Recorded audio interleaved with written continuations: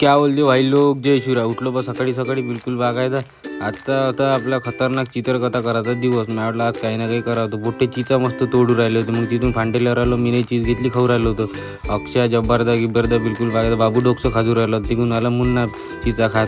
मग त्यानंतर याच्यासोबत डबल गेलो मी चिचा खायला. मग तिथून माझा भाऊ आला. भाऊनं मग वाणी होतं. वाणीसोबत मग आम्ही तिघंजण गेलो धामणगावला. येईल म्हटलं मला सोडून द्या म्हटलं. धामणगावमध्ये मारली ना एंट्री तुमच्या भावानं खतरनाक. त्यानंतर शेला गिला बांधला. मग गेलो इथं राहुलदाच्या घरी गेलो. सांसूनच होतं. मग राहुलदा आला, टेबलवर बसून होता. त्याला म्हटलं मी जेवण खाऊन करतो म्हटलं. मग बसलो जेवण करायला. जेवण घेऊन केलं. तिथून मग शेला गिला डबल बांधला. निघालो पैदल. तर मग लगेच वाणी भेटला.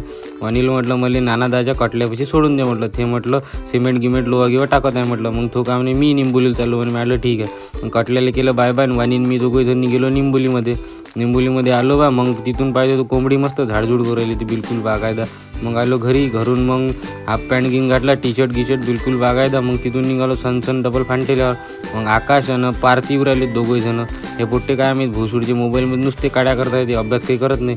मग त्याच्यानंतर ह्या पोट्टेला घेऊन मी गेलो गाडीपाशी मायावाल्या. म्हटलं पाहून घ्या म्हटलं गाडी कशी आहे आपली बरोबर आहे का. तसं भुशाचे मित्र होतेच इकडे जाऊ राहिले होते.